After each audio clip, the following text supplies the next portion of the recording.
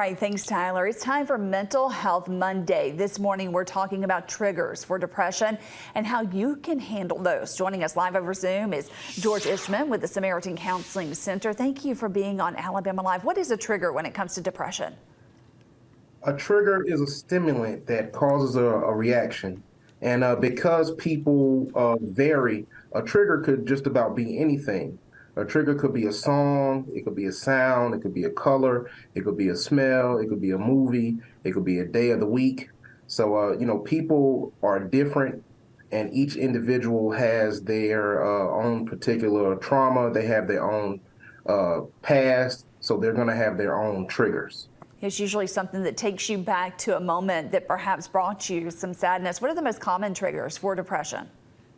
So I'll just reiterate that every individual is unique, but however, there are common triggers, right? So stress, a stressful life event, moving, getting married, getting a divorce, losing your job can trigger you and can cause a depressive episode.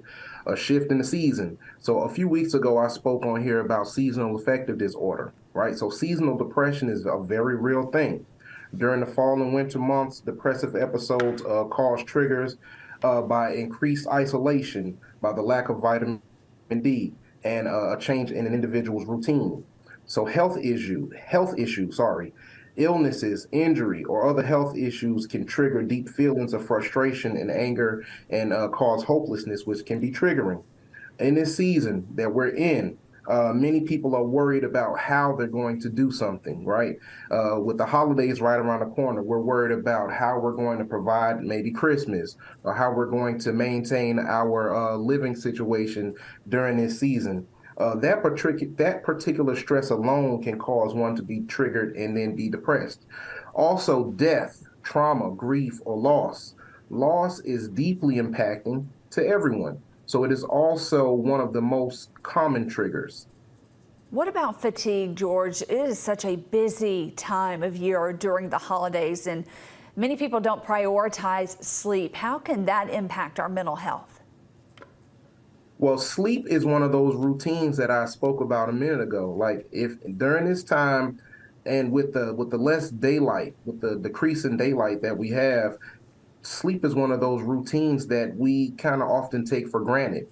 And so if we are not getting the proper sleep, if we're not getting the proper rest, that can cause depression. It can cause one to be triggered, which can cause one to be depressed. How can we recognize our personal triggers? And then once we do recognize what causes that, what steps can we take? Well, to recognize it, it takes an amount of self-awareness, right? It takes being able to notice when you feel sad and to notice when your routine is off. It calls for you to be able to look inward and to address the triggers as you are experiencing them. Now, coming to therapy, of course, is always an option, right? But keeping track of how you feel about your past traumas can help you maintain your present triggers. Talk a little bit more about ways we can cope with depression. All right. One of the largest ways and one of the ways that I like to help clients with is through cognitive behavioral therapy, right? CBT teaches us to be cognizant and to help us recognize our thoughts as they are happening. Now, most of the time, our own thoughts that we're telling ourselves is negative. We tell ourselves all the time that I'm not good enough, that I can't do this or that. So it's useful to be able to recognize and challenge those negative thoughts and to replace them with more positive thoughts. Most of the time, it's just beneficial to question ourselves, right? Is this thought healthy? Is this thought true? And a lot of the times, the truth will set us free, even in our mental health. I heard some great advice once. If you would not say it to your child, do not say it to yourself in your head. Exactly. Yeah, be positive. How can Samaritan Counseling Center help those struggling with depression or other issues? Well, I think first and foremost, if one is not able to have the awareness, then definitely coming to therapy would be beneficial. It will help you to look inward and to help you challenge some of those negative thoughts that you're having.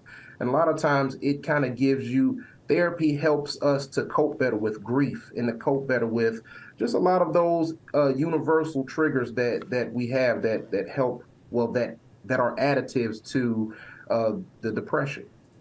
George, thank you so much for joining us here on Alabama Live and for all this advice. We appreciate it. All right, always great to be here. Thank you.